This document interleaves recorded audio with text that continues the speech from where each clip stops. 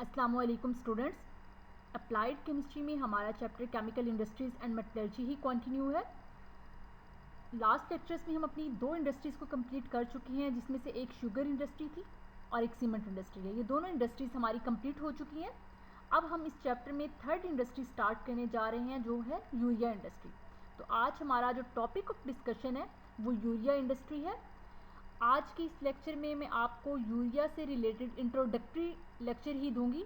इसकी manufacturing process जो है और इसकी फ्लोशीट डायग्राम और इसकी जो डिटेल्स है वो नेक्स्ट लेक्चर्स में हम डिस्कस करेंगे।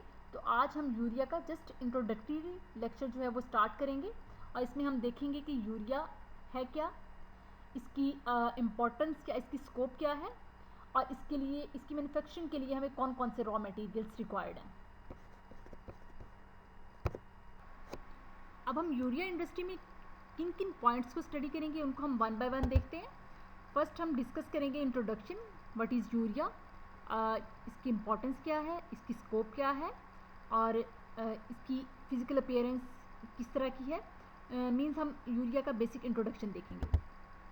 नेक्स्ट हम रॉ मटेरियल्स को डिस्कस करेंगे कि यूरिया की मैन्युफैक्चरिंग के लिए हमें कौन कौन से रॉ मटेरियल्स की रिक्वायरमेंट होगी। थर्ड हम प्रिंसिपल को डिस्कस करेंगे कि किस प्रिंसिपल को फॉलो करते हुए हम यूरिया की मैन्युफैक्चरिंग करवाते हैं, या कौन सा प्रिंसिपल या कौन से रिएक्शंस जो हैं वो इसमें इन्वॉल्व होते हैं। इसके बाद हम मैन्युफैक्चरिंग प्रोसेस को डिटेल डिस्कस करेंगे। जो स्टेप्स इसमें कंप्लीट हो रहे हैं, जो स्टेप्स को हम फॉलो करेंगे उनको हम डिटेल डिस्कशन करेंगे मैन्युफैक्चरिंग प्रोसेस की। और एट दी एंड हम फ्लोशीट डायग्राम को डिस्कस करेंगे। मैंने पहले भी आपको बताया था कि जब भी हम कोई इंडस्ट्री करते हैं तो flowsheet diagram is the most important.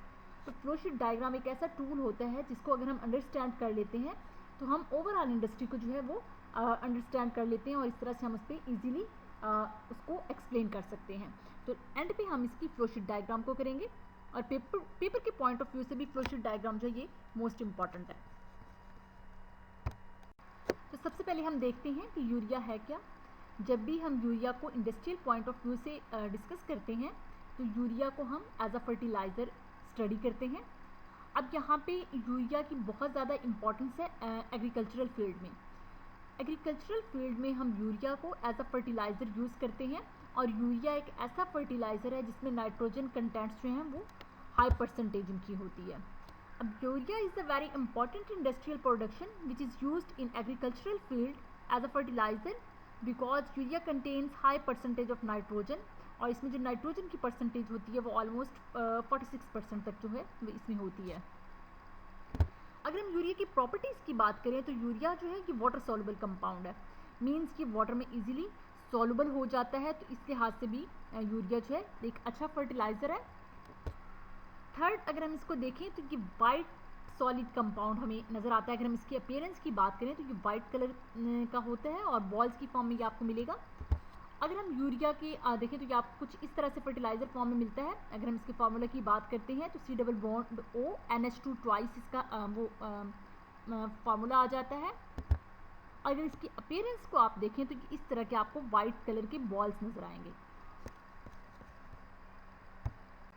अगर हम यूरिया की केमिकल नेचर या इसकी केमिकल कंपोजिशन की बात करें तो बेसिकली यूरिया जो है ये एक ऑर्गेनिक कंपाउंड है, ऑर्गेनिक इन नेचर है और ये कार्बामाइड है। कार्बामाइड हम इसको कहते हैं और इसमें अमाइन ग्रुप्स मौजूद होते हैं। इसके साथ साथ इसमें फंक्शनल ग्रुप कार्बोनिल ग्रुप मौजूद होता है। तो यूरिया के मॉलिक्यूलर फार्मूला की हम बात करें तो ये एक कार्बामाइड है, ऑर्गेनिक कंपाउंड है और इसका जो केमिकल फार्मूला हमें मिलता है वो CONH2 ट्वाइस है। अब इसमें अमाइड ग्रुप प्रेजेंट होते हैं और वो 2 अमाइन ग्रुप जो हैं वो इसमें मौजूद होते हैं और ये दोनों के दोनों कार्बोनिल फंक्शनल ग्रुप के साथ अटैच होते हैं। तो ये इसका मॉलिक्यूलर फार्मूला है। अगर हम इसके मॉलिक्यूलर स्ट्रक्चर की बात करें तो मॉलिक्यूलर स्ट्रक्चर हमें कुछ इस तरह से मिलेगा। अब इसमें 2 फंक्शनल ग्रुप इन्वॉल्व हैं, एक कार्बोनिल फंक्शनल ग्रुप है और दूसरा एमाइन फंक्शनल ग्रुप है। तो ये जब अमाइन ग्रुप कार्बोनिल ग्रुप के साथ अटैच होता है तो उस वक्त अमाइड बनता है। तो इसमें बेसिकली अमाइड ग्रुप जो है वो भी प्रेजेंट है और इसी की वजह से हम इसको क्या कहते हैं, कार्बामाइड भी इसको बोलते हैं। After discussing basic introduction of urea, now we will discuss about the raw materials. अब कौन कौन से रॉ मटेरियल्स हमें चाहिए होते हैं यूरिया की मैन्युफैक्चरिंग के लिए। इसको हम देखेंगे रॉ मटेरियल्स वो मटेरियल्स हैं, वो सब्सटेंसेस हैं या वो चीज़ें हैं जो किसी भी सब्सटेंस को या किसी भी केमिकल को मैन्युफैक्चर करने के लिए हमें रिक्वायर्ड होते हैं। अगर हम रॉ मटेरियल्स की बात करें तो these are the things which are used to manufacture urea. These raw materials are taken from other industries or produced themselves inside the plant. अब जो रॉ मटेरियल्स हमें यूरिया की मैन्युफैक्चरिंग के लिए चाहिए होते हैं, इन रॉ मटेरियल्स को हमें किसी और इंडस्ट्री से लेना पड़ता है या फिर प्लांट के अंदर ही ये सिंथेसाइज हो रहे होते हैं। लेकिन बेसिकली अमोनिया जो है इसे हमें एक दूसरी इंडस्ट्री से लेना पड़ता है। अब कौन कौन से रॉ मटेरियल्स यहाँ पे रिक्वायर्ड होते हैं? तो फर्स्ट इसमें हमें लिक्विड अमोनिया चाहिए यूरिया की मैन्युफैक्चरिंग के लिए। आपने अभी यूरिया का मॉलिक्यूलर फार्मूला देखा, उसका स्ट्रक्चर देखा, इसमें कार्बोनिल ग्रुप है और अमाइन ग्रुप है। तो अमाइन ग्रुप की प्रोडक्शन के लिए हमें लिक्विड अमोनिया की ज़रूरत पड़ेगी। सेकंड जो इसमें मेजर रॉ मटेरियल हमें चाहिए वो लिक्विड कार्बन डाइऑक्साइड चाहिए, क्योंकि कार्बोनिल ग्रुप भी इसमें मौजूद है यूरिया का फार्मूला में। तो कार्बोनिल ग्रुप के लिए हमें लिक्विड कार्बन डाइऑक्साइड की ज़रूरत पड़ेगी।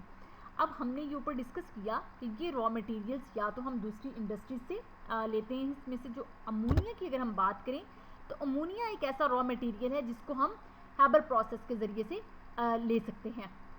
हैबर प्रोसेस को नेक्स्ट हम डिटेल डिस्कस करेंगे। जस्ट यहाँ पे मैं आपको मेंशन कर रही हूँ कि हम हैबर प्रोसेस के ज़रिए से लेंगे। सेकंड जो रॉ मटेरियल है वो कार्बन डाइऑक्साइड है। कार्बन डाइऑक्साइड हम कहाँ से ऑब्टेन करते हैं? इसको हम ऑब्टेन करते हैं by decomposition of limestone. Limestone आपको पता है कैल्शियम कार्बोनेट को हम कहते हैं। जैसे ही कैल्शियम कार्बोनेट की डिकम्पोजिशन होती है तो उस डिकम्पोजिशन के नतीजे में हमारे पास कैल्शियम ऑक्साइड और कार्बन डाइऑक्साइड प्रोड्यूस होती है, और इस कार्बन डाइऑक्साइड से को फर्दर हम यूज़ करते हैं for the production of for the manufacturing of urea. तो जब भी alkaline earth metal carbonate decompose होते हैं तो उसके नतीजे में कार्बन डाइऑक्साइड और कॉरिस्पॉन्डिंग जो है वो मेटल ऑक्साइड प्रोड्यूस होता है, और यही कार्बन डाइऑक्साइड फर्दर यूज़ होती है फॉर मैन्युफैक्चरिंग ऑफ यूरिया।